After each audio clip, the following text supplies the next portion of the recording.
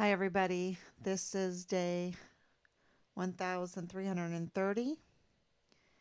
And let's see if I'm on. Let's go. If everything is working.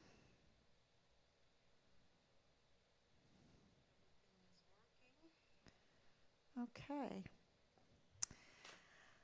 All right. So thank you so much. It seems like everything is fine. And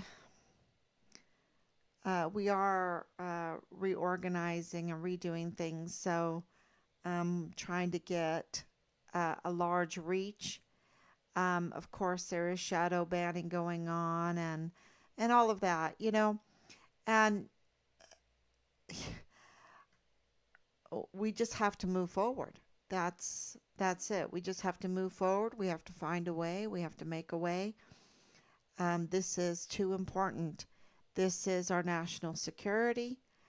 This case, and we're laying it all out, and that's why we need you to share this, share this information, uh, like, comment, and go ahead and just spread it around all over because what you're hearing is we're trying to be as authentic as possible to get you the best intelligence possible.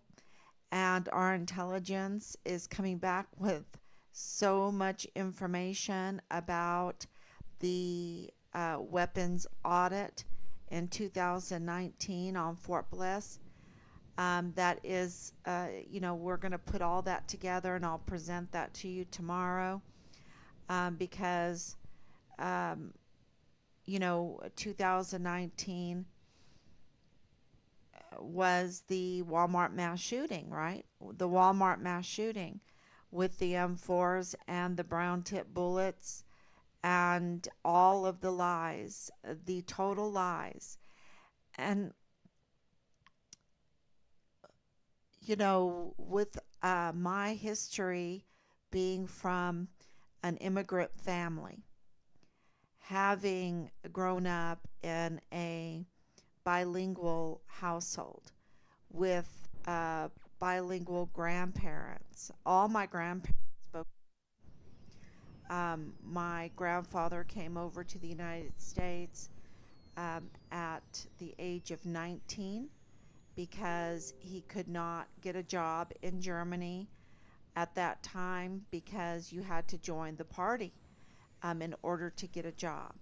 So he came to the United States and World War II ensued, and he was put in a camp in the United States for 3 years with other Germans and Japanese. Um, I think that is, he said he was well treated for 3 years.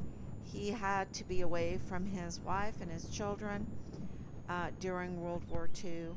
He escaped the Nazi party.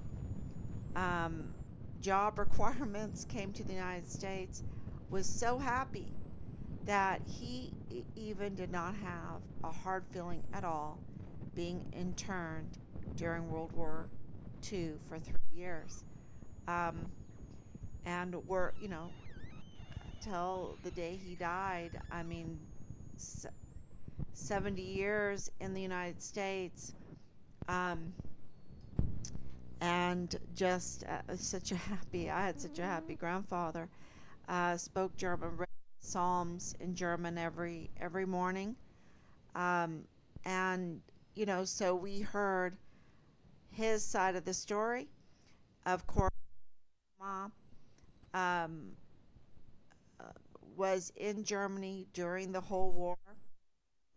My grandfather fell. My mother's mother fell during the war with his 6 other brothers. The family had 9 sons. 7 of them fell during during the war. He was a cook. He was, and then at at the end of the war, they just put everyone up to the Russian front, and he was buried. He was shot in the stomach. We have his paperwork, if it can be believed. He was shot in the stomach and placed in a mass grave that was shut off for because of the communist um, curtain coming down for over 50 years. And my mother then, when the Iron Curtain, because communism never lasts, it cannot last, right? It just doesn't work, and it's just miserable. It's absolutely a miserable experiment, and it never works.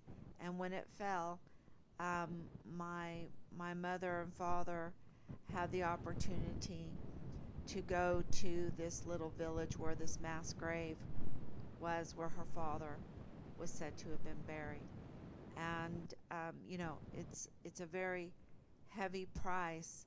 War is a terrible price, and when we have wars just to enrich the elites, just to enrich those who want to play war, um, it really is criminal.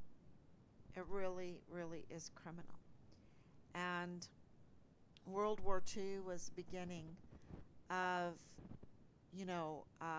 people's greeds on making money for war, because I really believe that the narratives now, after going through this for 3.5 years and all of the information that we've discovered in Richard's case, it has really made me understand the stories that my Oma told me, and other German friends, since I've lived overseas most of my life, to understand what they have taught. And even in South Korea, listening, I love to make friends with older people and listen to their stories, because I love history so much. And to hear what they have to say about World War I and World War II, I definitely do not believe the mainstream narratives of those wars. And it is, I think it's all going to come out one day, and we'll learn really the truth. I'm not saying I have the truth. I'm just saying that the mainstream narratives that we are given do not tell us the truth. And in Richard's case, we have now proof that the narrative that we were given about our son from his own command, that's what's so heartbreaking about this whole thing, from the CID, from his generals, were lies, were absolute lies, and that they themselves were criminal and up to no good and profiteering off of our military, profiteering illegally off of our military. And it's just become very clear because of their reactions, because of the lies that they told us that are very clear lies now, because we have the hard video evidence from the body cams, from the Ken K9 cop, and the other police officer, and it is very, very clear that what we were told is not what happened.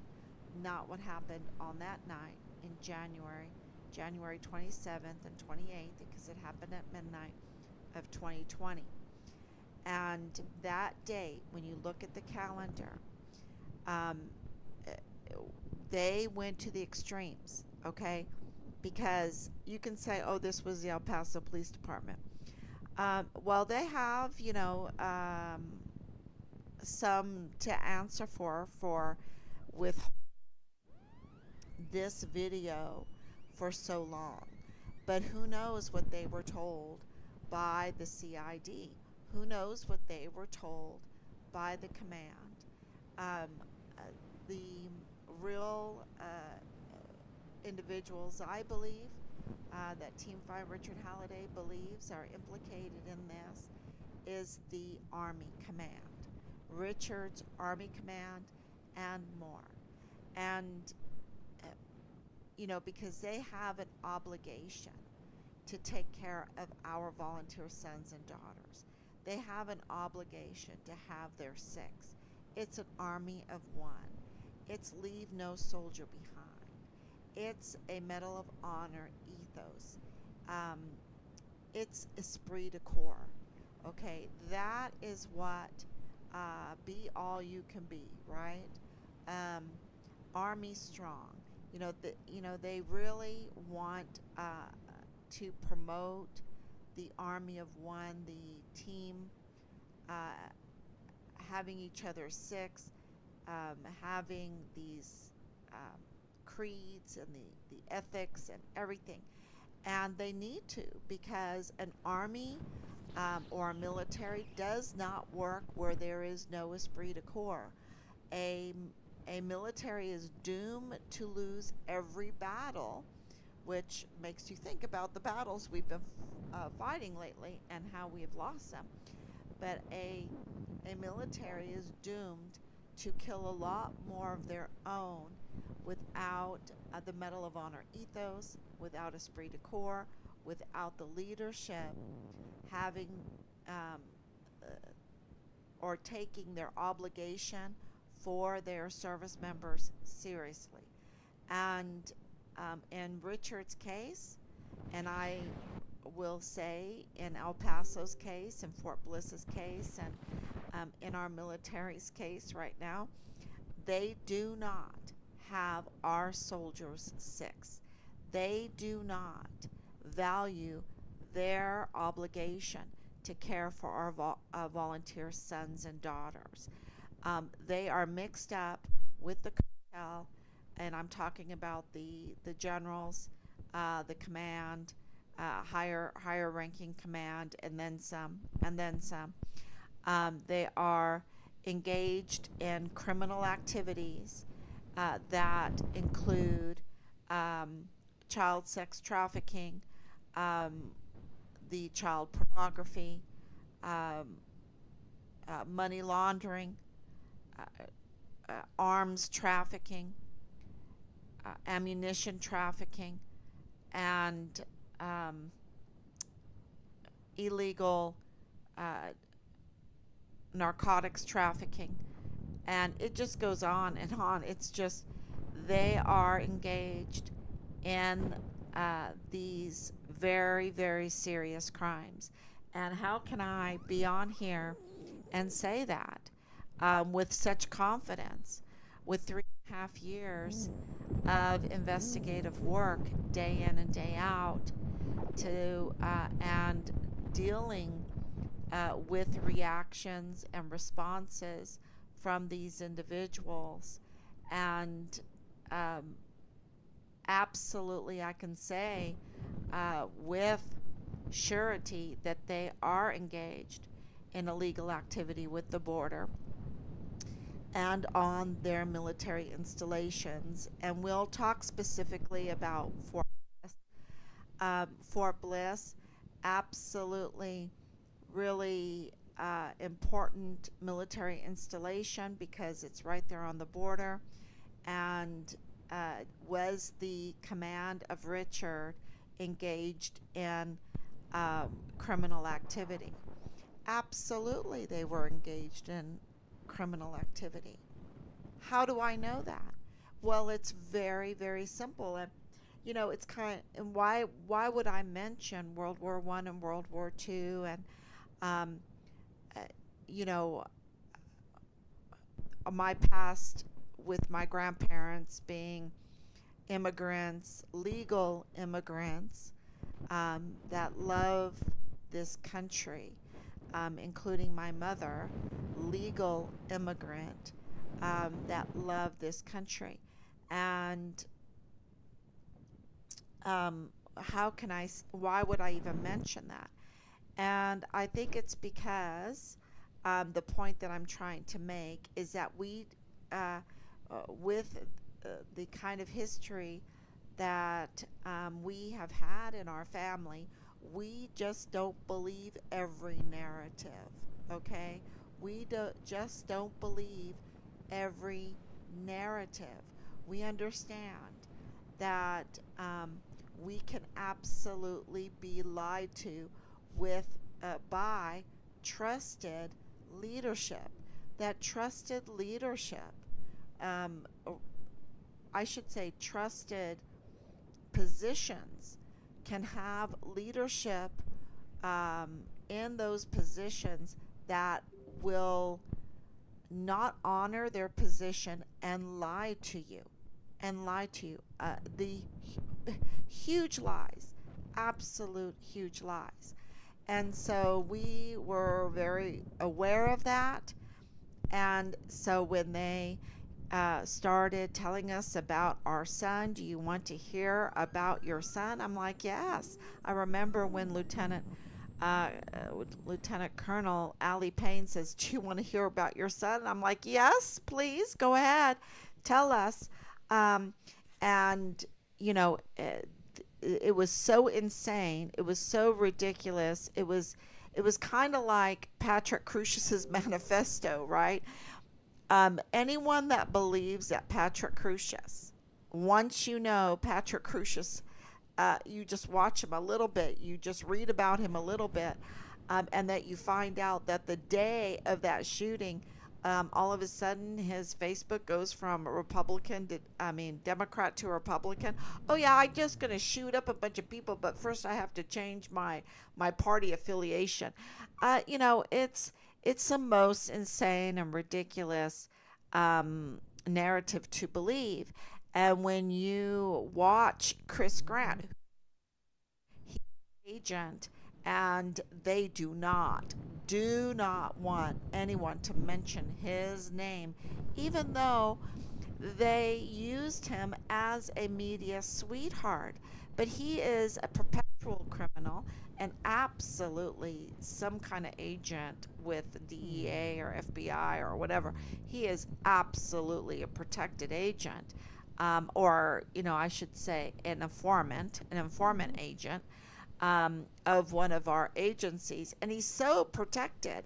And it's like, okay, that's insane because he's all over the news. And we're not supposed to scrutinize the vile and vulgar things that he said after knowing that he's a perpetual criminal and that the El Paso called him out for lying and that President Trump's Secret Service arrested him. We're not supposed to scrutinize him and look into him and then find out that his story is absolutely bogus, absolutely a bogus story with Donna Sifford, with others involved in it. And we're just supposed to, look the other way and try to say, oh, yeah, this was racist, this was white supremacist. And that is the furthest from the truth, the furthest, because we have Patrick Crusius in court denying that he's a racist. But the thing is he's just not even capable.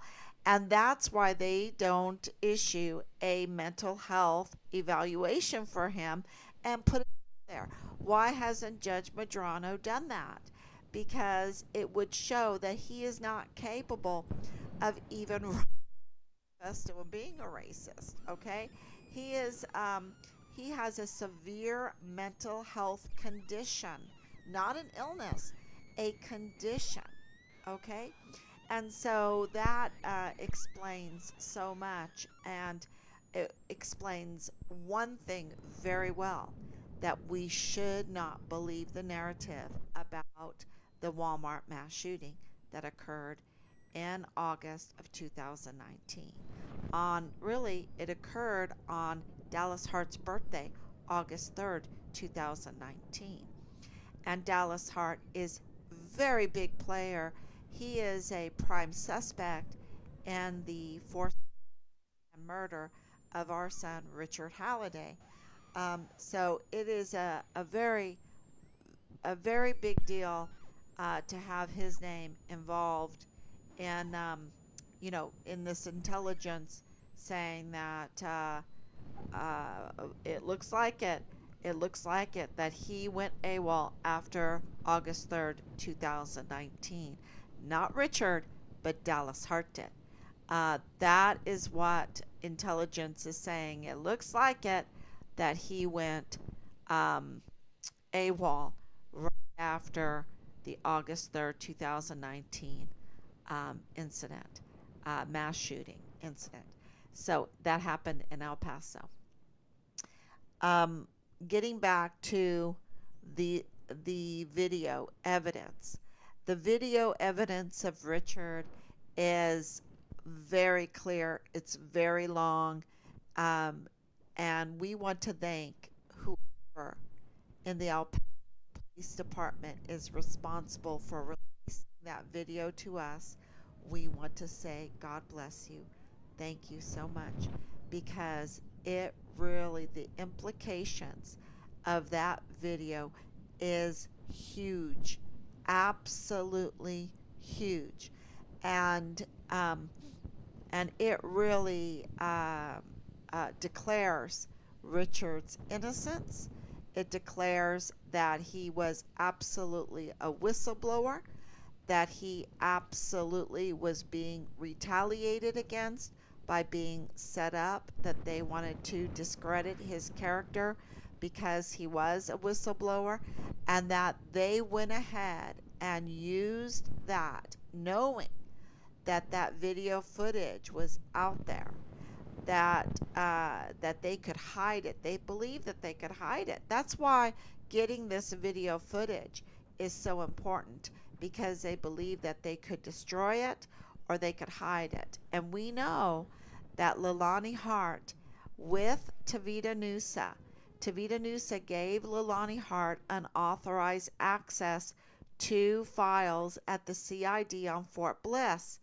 Why did he do that? Well, because he was in an adulterous affair with her, a sexual adulterous affair with her, and so he gave her, whatever you want, honey, which is a real problem, because it's illegal to have an adulterous affair, and because it makes you weak, it makes you vulnerable to security breaches. And in this case, it absolutely happened. And we know um, uh, DES at the time, the Director of Emergency Services, the person that was absolutely in control of the security of Fort Bliss, Thomas Kane, had control of all the video footage on Fort Bliss. And we know that video was being tampered with, video was being deleted, and they still might have some video that they absolutely need to give us. But this is the video footage that we received, the body cam that we received was from El Paso Police Department. And we just want to say, God bless you. Oh my goodness. God bless you. Um, you know, uh, pop some champagne and do a dance, because it is that important. It's kind of like the day that we found out who Al-Baim truly is. And, because the connections that Nadal Baim with the FBI, with Lieutenant Colonel Bugado, his son in law, and Lieutenant Colonel Bugado's family connections are huge, huge. And so this video footage is absolutely, Richard is so good in it. He's so beautiful in it that there is not a doubt in anybody's mind that watches it that he was set up, that he was absolutely with it, and just beautiful, and respectful, and just standing at attention. And so it is still being analyzed, every little bit of it being analyzed, and we're trying to wrap our heads around it legally, what this means legally, because it doesn't look too good for the Army. It doesn't look too good for uh, Major General Clem Coward or General Michael Garrett or Lieutenant General Donna Martin, or because she was CID at the time. I think that's very important to note. She absolutely had access to this video. So that's really important that her name is in there. We didn't put everybody's name um, in the announcement that we just made, because who knows what law enforcement were briefing them, because we absolutely know that Brigadier General, who's a Major General now, um, David Stewart, I think he sold himself out to the devil. Um, but Brigadier General Stewart, he has to answer for that. When he gets to heaven, and he meets with God, he might knock on the door, and God's, I don't know. Confession cures is the cure all, right? Confession is the cure all. But yeah, I he knew, because I told him. I told him to his face. I told him when I was standing there at all the rallies. Brigadier General Stewart absolutely knew. And we know, and the reason why we told him there when we were at the rallies is because we knew that he was not briefed properly by Dirty Agent Marlon Soto, that he was not being told everything by dirty, very dirty Command Sergeant Major Jake Jakovitz, who, he sold himself out to the devil too. Absolutely. And, some people want to be, some people just want to be sold out to the devil. Uh, you know, that's, that's their, yeah, clearly, they're up to no good, right? Clearly, um, it's for money's sake, um, whatever. They have to make amends. So maybe they say, oh, well, I'll do this now for a while and then I'll go to confession or something. I don't know. I don't know. It's up to them and God. We'll see. Um, but we absolutely know that Brigadier General Stewart was not briefed properly when we first met with him. It was just that obvious. And I've said it many, many, many times. So,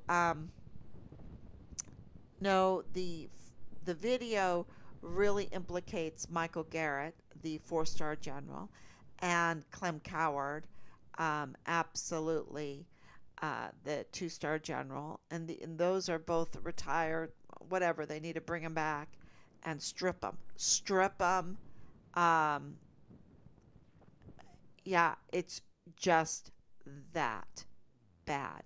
We cannot allow our leadership to wear our beautiful uniform and we decorate them with awards and stars and stripes, and they uh, engage themselves in this kind of serious criminal activity like arms trafficking, betraying our country. Those are treasonous acts, and retaliating against a whistleblower soldier, where all my life involved in the military, they have told us, report fraud, waste, and abuse. Report fraud, waste, and abuse. It is like everywhere, everywhere. And so for Richard to be retaliated against severely and continuously unto his forced disappearance and murder is absolutely worthy of the death penalty. And this is Michael Garrett, four-star general, Clem Coward, two-star general, Donna Martin, three-star general. Um, Huge breaches. Patrick Matlock, three-star general. Um, and then, of course, Lieutenant Colonel Roddick. because he gave Richard that field grade Article 15 with maximum punishment and then some. It was just horrible, absolutely crime against humanity, crime against our soldiers, and we cannot have a military that does that, that allows that, right? Because they absolutely were engaged in criminal activity, because our military installations, and let me just talk about El Paso, Fort Bliss. Fort Bliss, absolutely unsecured, and it wasn't me that said so, it was Thomas Kane. Thomas Kane. And he's implicated in this also. Thomas Kane needs to be arrested. And he said that that Fort Bliss is unsecured, and that even our uh, witness and whistleblower in our son's case that reveals all of this was also unjustly retaliated against, and he says that too, that there wasn't even a packet for our witness, that there are irregularities, and it wasn't just. Um, and so, absolutely, our soldiers have been left vulnerable in unsecured military installations. There is no excuse for that, none at all. And, Fort Bliss has the Patriot missile. They have a lot of equipment, right? They have lots and lots and lots of equipment. But in Richard's case, since he was with Patriot, uh, they have the, and they have left our Patriot missiles archaic. Archaic. All of those trillions of dollars, they have left our soldiers vulnerable and our technology archaic. Um, the Patriot missile battery has been sold to, the likes of Israel and, of course, now Ukraine, all over, and Poland also bought some. Poland might want to get their money back quick. Get your money back quick, Poland, because Russia just destroyed our Patriot missile batteries, two of them, each worth $400 million apiece, with the Iskander. The Iskander missile from a drone. And our Patriot batteries didn't have a chance. Did not have a chance. Boom, they exploded. And this is because our technology has been um, left to become archaic. Okay? They have not updated. They have focused on their criminal activities. They have focused on hurting our soldiers, leaving our soldiers vulnerable, and many other nonsensical issues. And our Patriot batteries have just been exploded to smithereens by the Russian Iskander. And so, absolutely, Richard's video, the body cam video that shows that Richard was absolutely so beautiful, it cannot even be mistaken for anything else, that implicates our leadership in illegal activities and severe, continuous, unjust retaliation of one of their own soldiers that they are obligated to protect, that they are obligated to care for. And this, so this is huge, huge.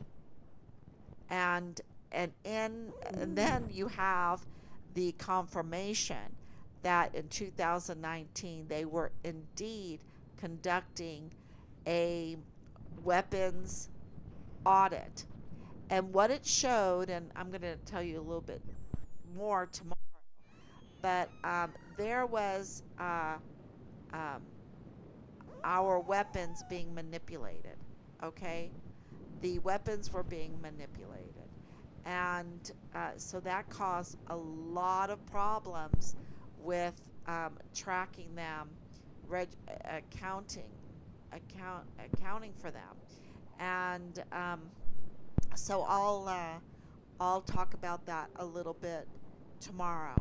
Um, so there absolutely, absolutely criminal activity going on Fort Bliss, and we know that because of what Asia Graham suffered with being raped, and them not even caring, not even that, but retaliating against her as a whistleblower of a raped soldier, by putting her rapist 2 doors down from her, closer to her, to make her suffer even more.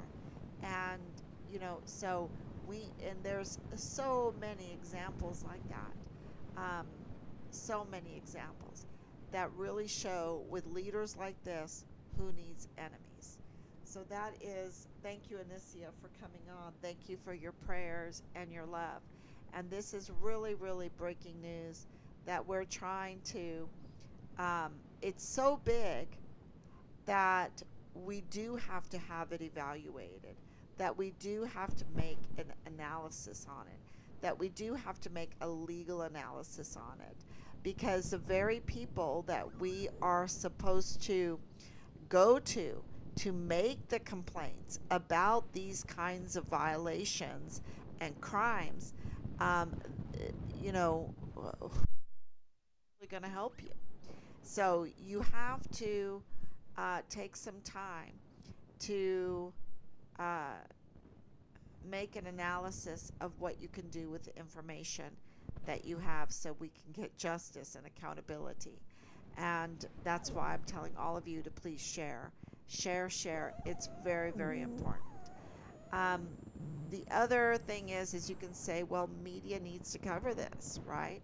And we do have some media coverage right now, which is, I need to really read through it with Team Farm Richard Halliday and figure out um, how what's it really saying and what's going on. Um, and of course, then we have Bob Moore, Robert Moore of El Paso Matters, now um, teaming up, or I don't think he's now teaming up. I think he's always been with the opposition, the usurpers, the saboteurs. He's been with them all along, and it is really telling when we have reached out almost a dozen times to him without any response, but that he will be so relaxed and not relaxed. I shouldn't say relaxed. That he is willing to be with the likes of people that have retaliated against us, that have made death threats against us, that have harassed us. And he's, a 501c3. You know, yeah, it really is telling that Bob Moore of El Paso Matters has aligned himself with uh, the suspects of of the those that have harmed Richard and even murdered him, those that have covered up uh, the the crimes surrounding his forced disappearance and murder. And yeah, it is really, really. Uh, don't forget about Amber Chase, right? And what she said. And I guess Bob Moore is just buddies with her, you know. And when you think about that, it just gives you, just gives you the creeps. Um, but that's what's happening. And I think that the truth is definitely being revealed uh, as every day goes by, and we're getting more and more intelligence from um, Team Farm Richard Halliday out there. So thank you so much. And we are very aware that um,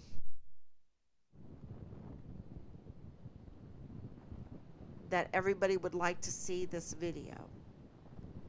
And as soon as we can, we will absolutely release it as soon as we're able. Okay, thank you, everyone. God bless you. And maybe I can release some pictures from it. I'll ask if that is wise to do right now. We'll see. We'll see. So I just wanted to tell you all that we love you. Thank you so much for supporting us, and please share. And we're going to get justice for Richard. And thank you for having faith in him. And once you see this video, you're going to be like, "Oh my gosh, what a beautiful young man." And the leadership didn't have his back. Yeah, uh, one of America's finest. One of America's finest. So thank you so much for your support. God bless you, and I will be back tomorrow, God willing. Bye bye.